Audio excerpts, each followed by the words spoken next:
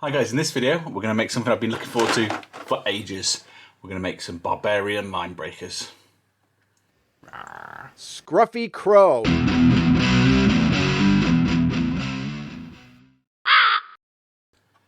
Okay, so this is going to be an Oathmark unit made from the Frostgrave plastics, but they are very compatible, both size and in fact you can actually do sort of head swaps, weapon swaps, all the rest of it. We've already been using a couple of Barbarian parts to try and give the whole army a bit of a more rugged feel. So we're going to make 20 Linebreakers. That's how many Barbarians you get in a box. I also have one extra sprue that I got free on one of the Nick starters once. That might come in handy. So I've got 24 to work with here. I'm going to start by clipping 20 bodies off all of their frames. And then we'll get to the tricky bit.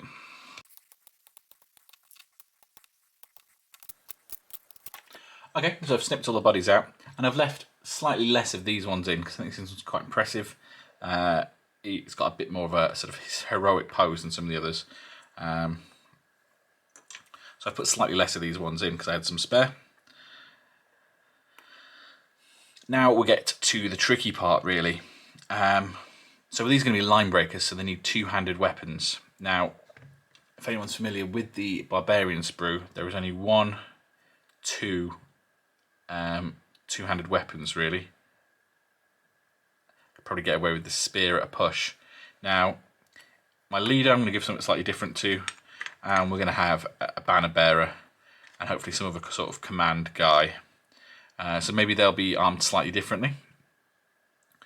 So I'm not too worried about them. I've got 5 sprues with the 2 weapons, so that gives me 10 weapons. So I need to find 5 more weapons from somewhere. Now, I do have a whole pile of extra sprues here.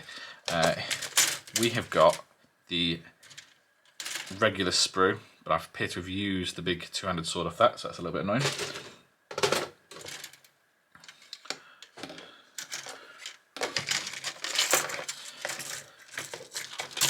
I've got a couple of mostly used up cultist sprues. Now, these guys have a pretty cool two-handed mace.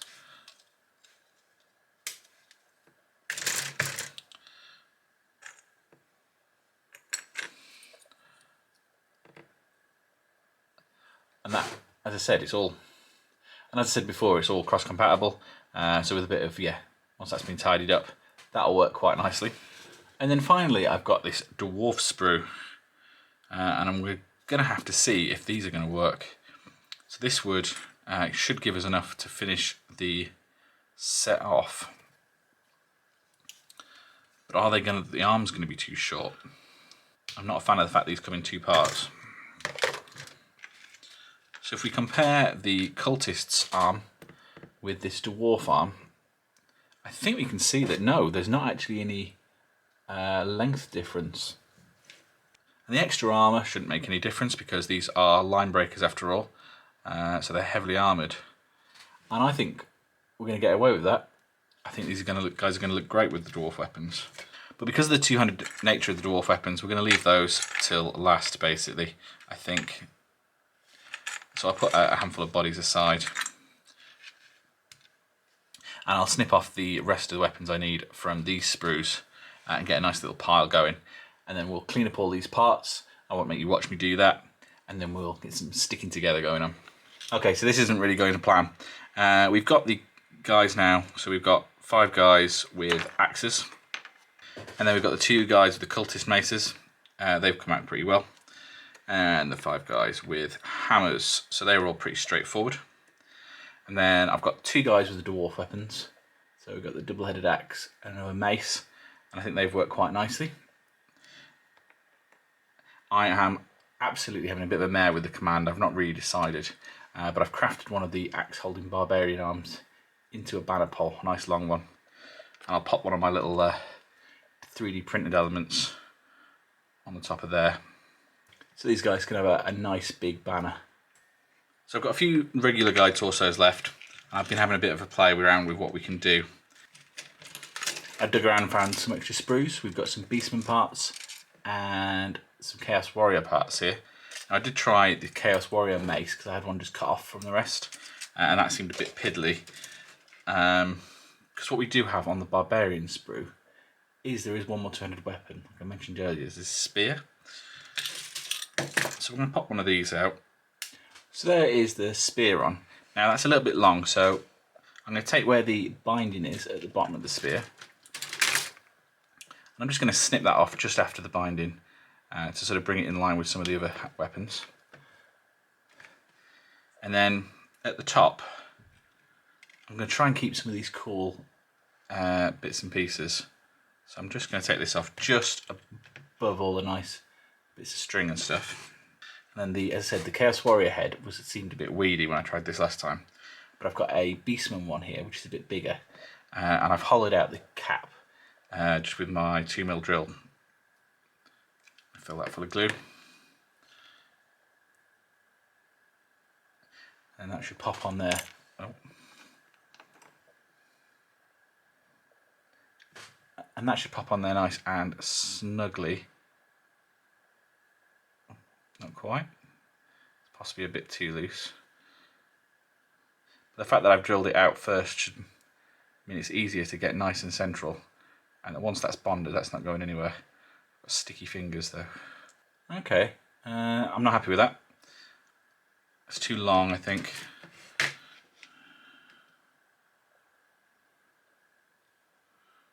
So I'm going to lose that with a bit of binding. I'm going to try again. And that I'm happy with. Is a nice big mace. So I've got some axes here, and they're a similar size to the other axe. I'm going to see if I can do the same sort of thing with those. So there we are, that's what we're aiming for. Quite fiddly to achieve, but I think you'll agree, that's definitely worked, it's worthwhile. And then the second one with the Chaos Warrior weapon. So that's also worked quite nicely. So that just leaves these three. So we've got a banner, some sort of musician I was trying to go for here, and some sort of champion. I've still got a dwarf double-handed weapon, but with like single hand and a Chaos Warrior axe to play with. I'm just going to mess around and I'll see what I can come up with. Okay, so I had a bit of a play around and I came up with a command unit. This is the first guy. Needs a bit of green stuff work on this hand, but we've stretched this around one of these styrene rods to make a nice big banner pole with one of my little 3D printed elements on the top. This is a Barbarian arm that was holding a little dagger.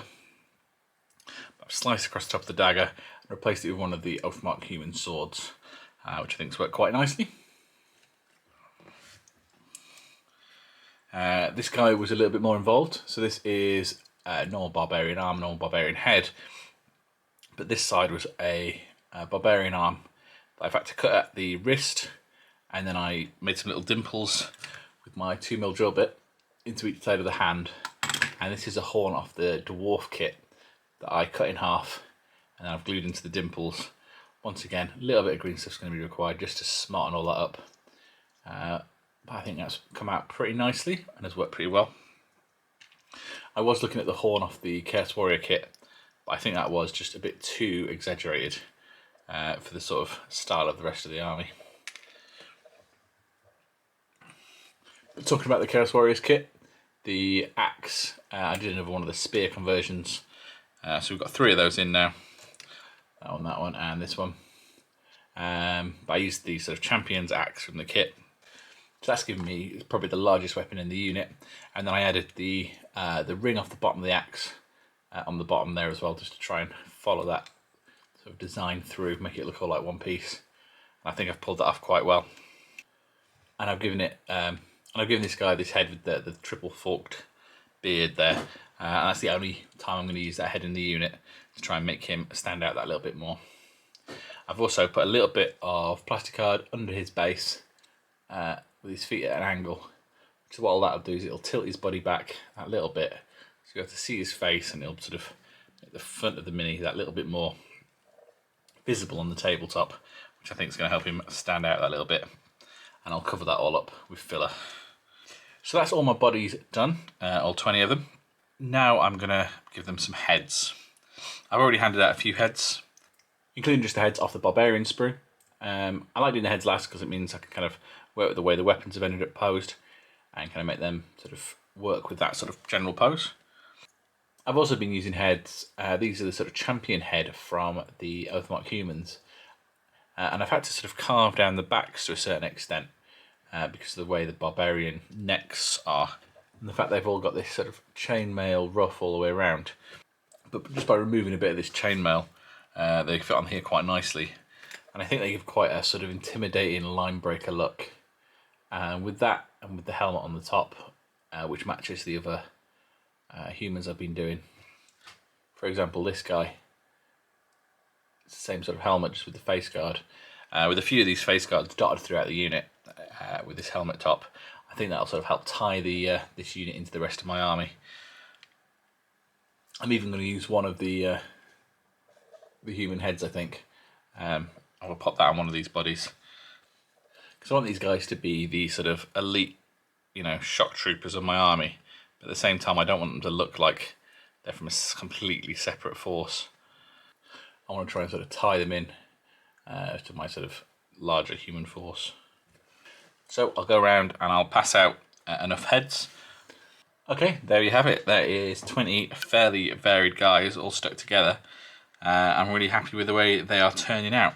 They're going to be going on these green bases in one of these trays. And then once they're on there, I'll build up this with a bit of wood filler. This is the stuff I use. And then we'll put a layer of sand on, and these guys will be ready to paint.